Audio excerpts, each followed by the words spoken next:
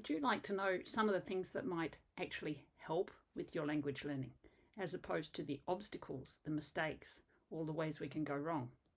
Today I have some ideas that you might like to put into practice to assist you in the journey of learning a second, third, or fourth, or even more language. The first thing I'm going to suggest is useful, may not be for everyone depending on your living circumstances, and that is a dedicated space. It doesn't have to be a large space, and it doesn't have to be the only space that you use. I'm not suggesting you have to be pinned to one spot to study. But there's a reason, of course, people do try to make a place to study, and that is that it becomes kind of associated with settling down to work. It's very like what writers do when they produce creative writing books and poetry, which I know a bit about since that's the main line of work I've been involved in. The same goes for language learning. If you have even just a corner of the house that is associated mentally with that work, it means when you sit down there or, lodge yourself there, you will eventually train yourself to settle to doing the task at hand. So it's your language corner, if you like. That doesn't mean you're confined, as I say, to that spot, but you make yourself a little nook. Now you might say, well, we don't have a very big house. I don't have a dedicated study or something like that. But even a corner of a kitchen table or a chair in one spot in the room, if you think of it as your language chair or your language table, and maybe different spots for different languages, I don't know. It's to do with training yourself to make mental associations and to feel comfortable, to feel that you settle into the kind of dedicated slog that you need to pursue in that space. I've had many different such places in different homes, largely for writing, but also for language learning. And I might find some images to share with you here.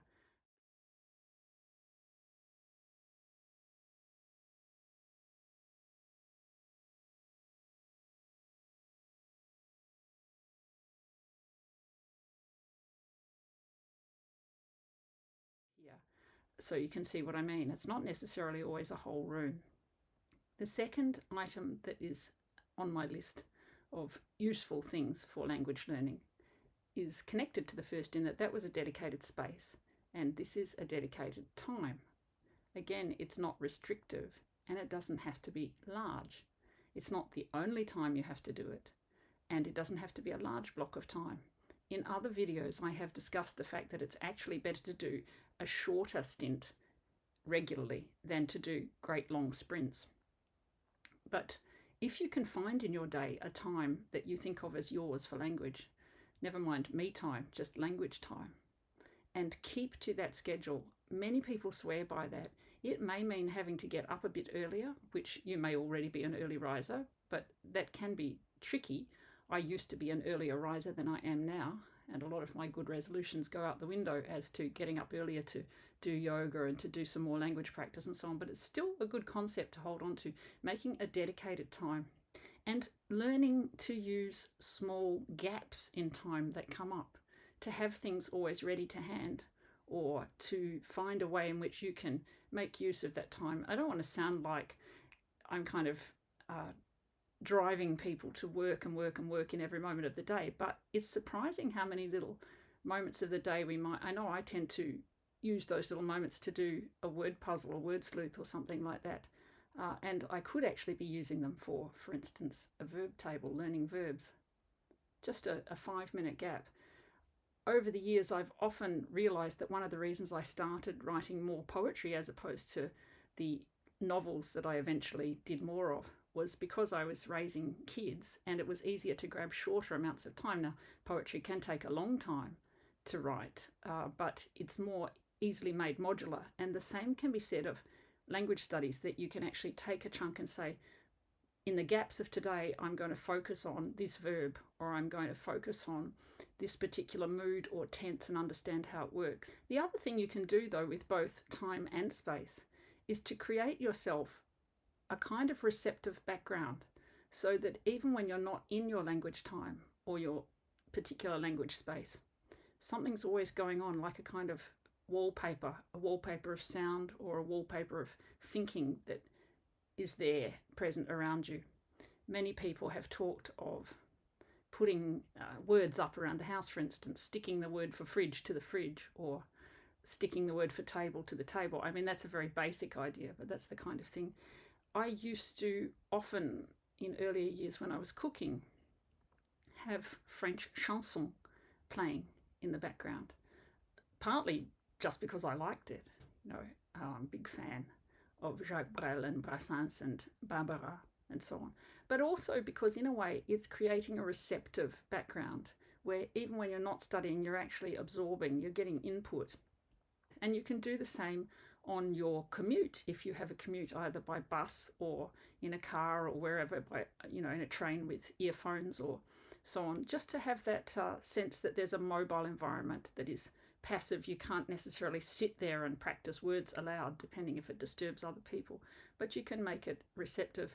There is, of course, that element of, if you live with other people, creating the time and space can be tricky, because just as with practicing a musical instrument, not everybody wants to actually hear you reciting your conjugations or whatever.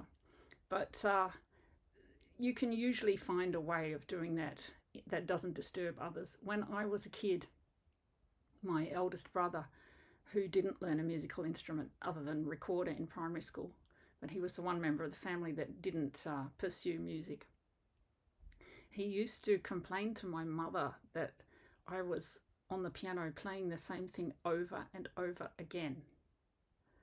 Make her stop, she's playing the same thing. And of course that's what practice is. So I understand where he was coming from, because it must have been truly dreadful to hear. But at the same time, there is an element of having to find a way to be able to make your noises, make your sounds talk to yourself or whatever.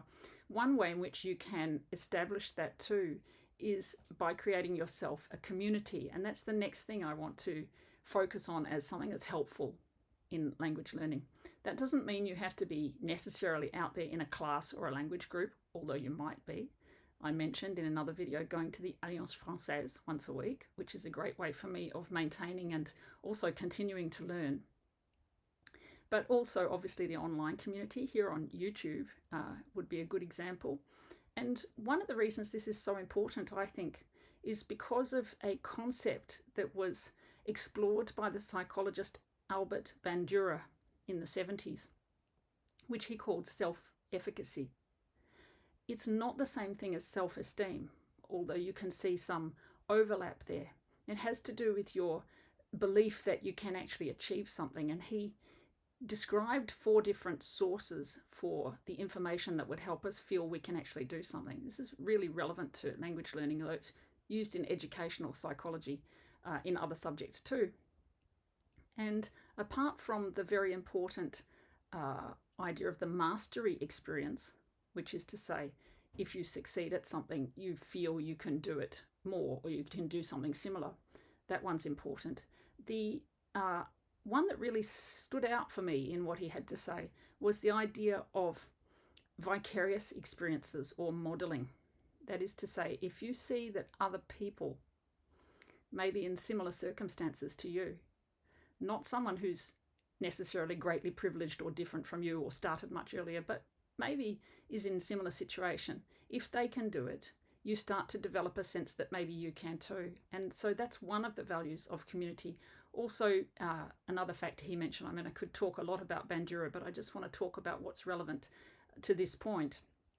The idea of building yourself a community, that we also develop self-efficacy through encouragement coming from others, especially people we can see have already learned something and they say you're doing well, or they in some way fortify our sense of progress. So those 2 aspects, the sense of modeling and the sense of encouragement, are really important things to derive from community of whatever size in language learning, whether it's a lot of people or 1 or 2 others that you work with. So I hope you found these things, these ideas, useful today. I wanted to focus on something positive, because it's very easy to talk about all the hurdles and all the obstacles, but what can you do that is actually something that drives you forward and makes you feel good about the process? You can think about the space in which you work, the time that you allow yourself, the receptive backgrounds that you create for yourself, even when you're not actually able to work in a productive way. and about creating yourself a sense of community to develop self-efficacy. If you like this idea and would like to hear more on these topics, especially about educational psychology and how it affects language learning, please think about subscribing. I'd love to see you here.